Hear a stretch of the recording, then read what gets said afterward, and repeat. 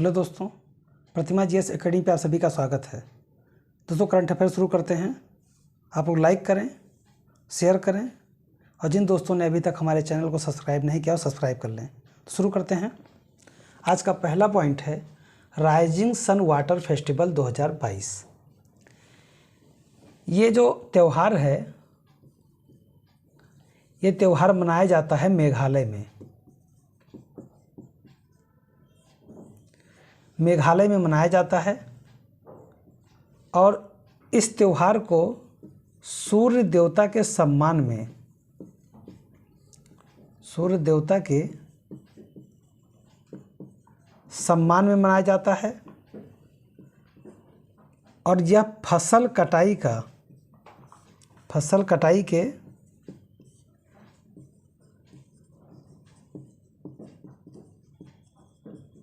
उपलक्ष्य में मनाया जाता है।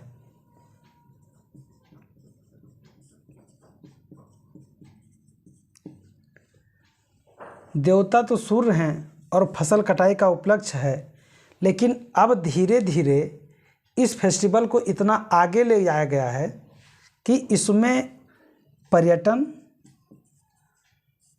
को काफ़ी बढ़ावा मिल रहा है। साथ ही साथ नौकायन जो युवा नौका खेल को पसंद करते हैं, ये उनके लिए एक अवसर का भाग भी है। उन युवाओं को प्रोत्साहित किया जा रहा है जो नौकायन जैसे खेल में, साथ ही नौकायन के साथ साथ एक इसका सहयोगी कह सकते हैं तैराक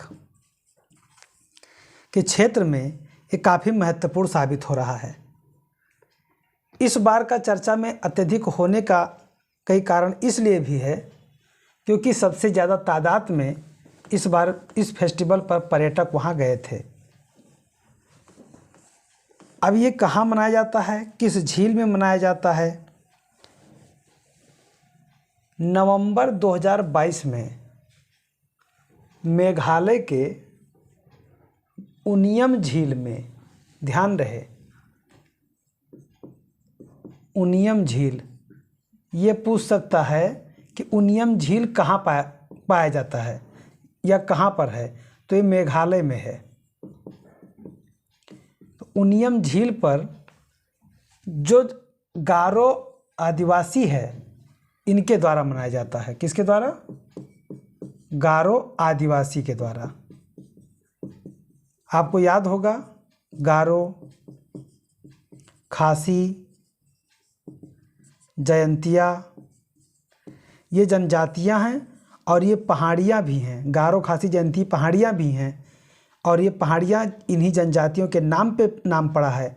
और इसी में से एक गारो आदिवासी है जो राइजिंग सन वाटर फेस्टिवल को मनाती है। इन्हीं के समुदाय के सदस्य इस अवसर पर वांगला नृत्य भी करते हैं। अब हो क्या गया, जैसे पहले जब छठ पूजा प्रारंभ हुआ बिहार में, तब उससे बिहार का सूचक माना जाता था।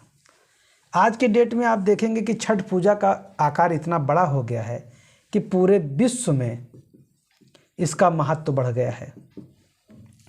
उसी तरह से rising sun water festival Meghalaya में अब लगभग सभी समुदाय के लोग इसमें शामिल होने लगे हैं। लेकिन जो वांगला नृत्य है, ये आज भी गारो समुदाय के द्वारा किया जाता है। गारो समुदाय के द्वारा क्या था, इसमें क्या होता है कि लगभग 100 ड्रम, एक ग्रुप के 100 ड्रम होते हैं, तो 100 ड्रम होना ही होना है। 100 ड्रम बजता है और लोग इसी पर अपने लोकल गीत को गाते हुए नाचते हैं। और इसीलिए बांग्ला नृत्य को 100 ड्रम का नृत्य भी कहा जाता है। यह 3 दिवसीय फेस्टिवल है। इसमें जल क्रीड़ा यानी कि पानी में खेलते हैं और सांस्कृतिक कार्यक्रम का आयोजन भी किया जाता है। और पूर्वोत्तर में ये अपने तरह का पहला कार्यक्रम है। इस तरह का देखिए, पूर्वोत्तर हमारे सांस्कृतिक गतिविधियों का गढ़ है। त्रिपुरा, नागालैंड, मणिपुर, मिजोरम, मेघालय, असम, अरुणाचल प्रदेश, सिक्किम, ये सब कल्चरल एक्टिविटीज़ के गढ़ माने जाते हैं। सांस्कृतिक कार्यक्रम के धनी हैं, क्योंकि यहाँ पे कई जनजातियाँ हैं और सभी जनजातियों के अपने अपने अलग अलग त्यौहार होते हैं। और ये भी ध्यान रहे कि जितने भी पूर्वोत्तर में त्यौहार मनाए जाते हैं वो आज भी फसल को बीच में रख करके मनाते। केंद्र में आज भी फसल ही है। पूरे भारत की ये कल्चर है कि ज़्यादातर त्यौहार हम फसली त्यौहार के रूप में ही देखते हैं। इसका उद्देश्य है खेल प्रेमी युवा को प्रोत्साहन देना और साथ ही साथ पर्यटन को बढ़ावा देना। बंगला नृत्य को फेस्टिवल ऑफ 100 ड्रम के नाम से जाना जाता है। फेस्टिवल ऑफ 100 ड्रम के नाम से। तो इसमें कितने महत्वपूर्ण बनेंगे प्रश्न। पहला, कहाँ पे किया गया? मेघालय में। कब किया गया? नवंबर में। कहाँ पे किया गया? उनियम झील में। राइजिंग सन वाटर फेस्टिवल 2022 का आयोजन किस समुदाय के द्वारा जो है बांग्ला नृत्य किया जाता है? गारो समुदाय के द्वारा।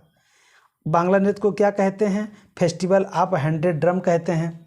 और इसमें प्रोत्साहन देने के लिए पर्यटन और युवाओं को ध्यान में रखा गया है। अगला पॉइंट है अंतर्राष्ट्रीय हॉकी महासंघ के अध्यक्ष।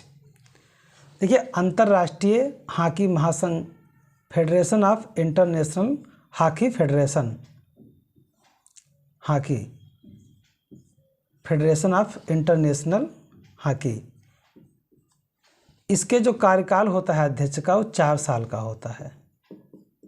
4 वर्ष का अध्यक्ष का कार्यकाल होता है।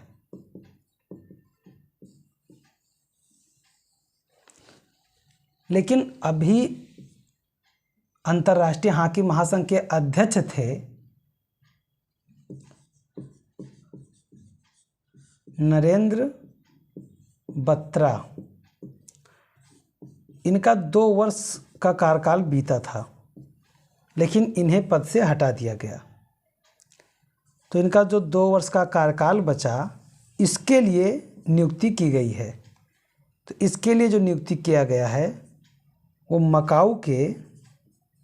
मकाऊ एक देश है, मकाऊ के मोहम्मद तैयब इकराम, मोहम्मद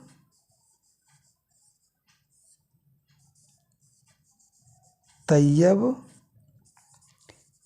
इकराम, ये एक ही व्यक्ति का नाम है तीनों। मोहम्मद तैयब इकराम को अंतर्राष्ट्रीय हॉकी फेडरेशन यानी हॉकी महासंघ का अध्यक्ष नियुक्त किया गया है।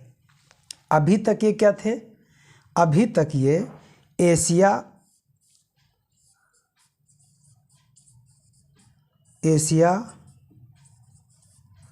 हॉकी महासंघ के सीईओ थे। सीईओ मतलब चीफ एग्जीक्यूटिव ऑफिसर, मुख्य कार्यकारी अधिकारी थे। यानी मोहम्मद तैयब इकराम को जो नियुक्ति की गई है अध्यक्ष के रूप में, वो कुल 4 साल के लिए नहीं है। वो बचे हुए नरेंद्र बत्रा के 2 साल के कार्यकाल के लिए नियुक्त किए गए हैं। तो फेडरेशन ऑफ इंटरनेशनल हॉकी का जो अध्यक्ष का कार्यकाल है 4 वर्ष का होता है। और जो तैयब इकराम महोदय जो नियुक्त किए गए हैं, ये नरेंद्र बत्रा के बचे हुए कार्यकाल के लिए नियुक्त किए गए हैं। बचे हुए कार्यकाल के लिए यानी 2 वर्ष के लिए नियुक्त किए गए हैं।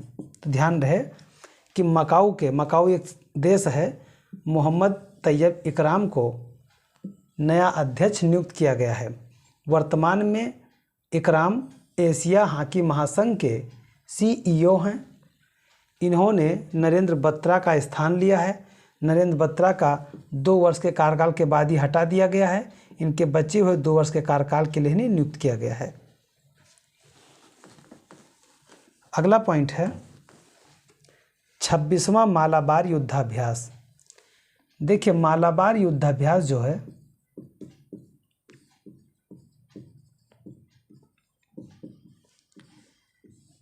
ये 1992 में भारत और अमेरिका के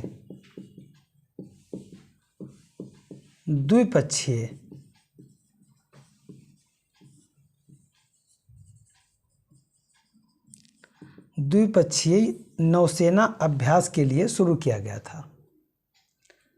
उसके बाद में जापान जुड़ा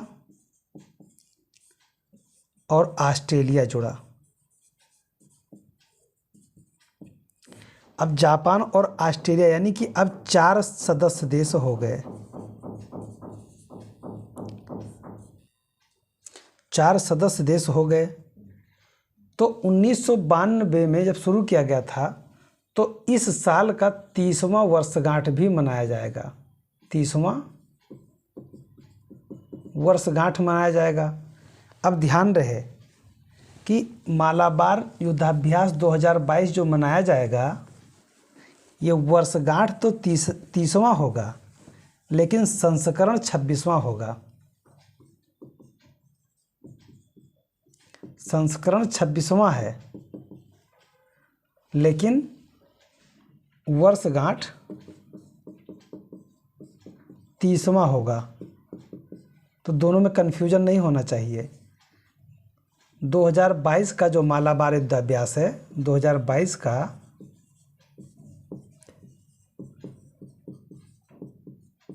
मालाबार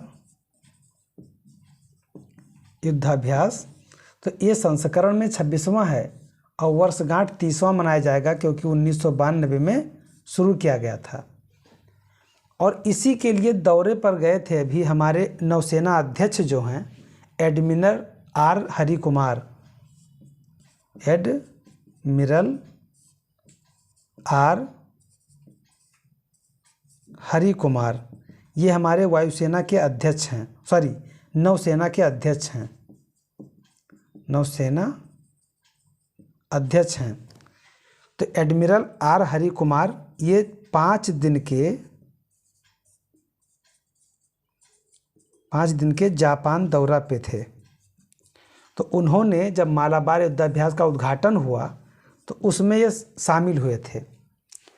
तो 26वां मालाबार युद्धाभ्यास, इसमें भारत, जापान, अमेरिका, ऑस्ट्रेलिया 4 लोग शामिल हैं। 1992 में भारत और अमेरिका के मध्य शुरू हुआ था। 2022 का आयोजन जापान में किया जा रहा है और जापान के योकोसुका में किया जा रहा है। जापान में और जापान के योकोसुका में।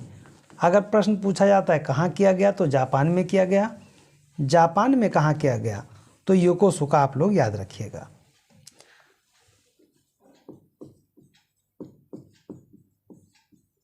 योकोसुका में किया गया।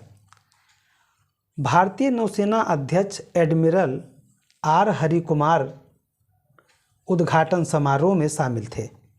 5 दिवसीय जापान के दौरे पे गए थे और वहीं पे उद्घाटन समारोह में इन्होंने भाग लिया। भारत के तरफ से INS शिवालिक, INS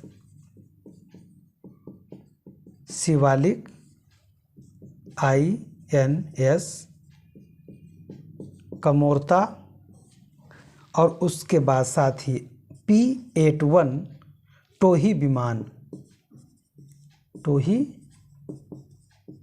विमान, ये भारत के तरफ से इस युद्धाभ्यास में शामिल किया गया है।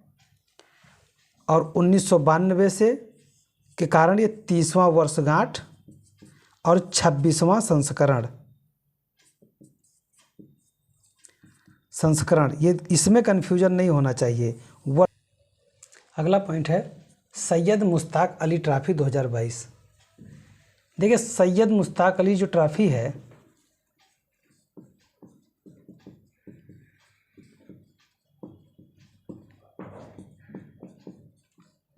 जो लोग इसको खेलते हैं, इन्हीं में से जो हाईलाइटेड खिलाड़ी होते हैं, उनकी IPL में, इंडियन प्रीमियर लीग में बोली लगती है।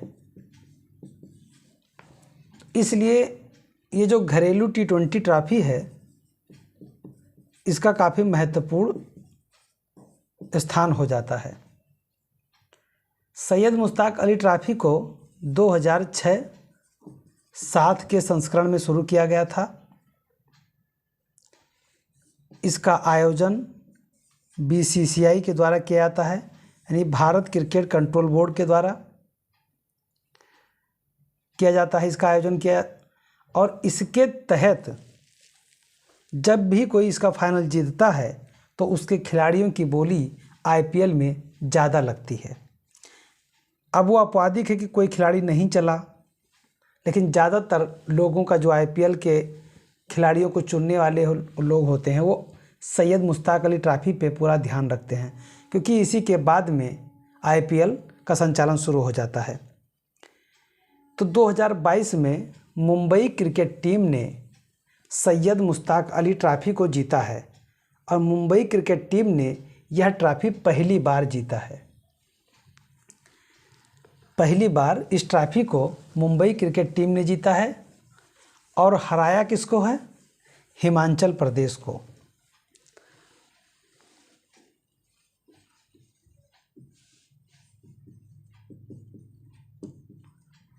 मुंबई क्रिकेट टीम ने जीता है, ये विजेता हैं और इन्होंने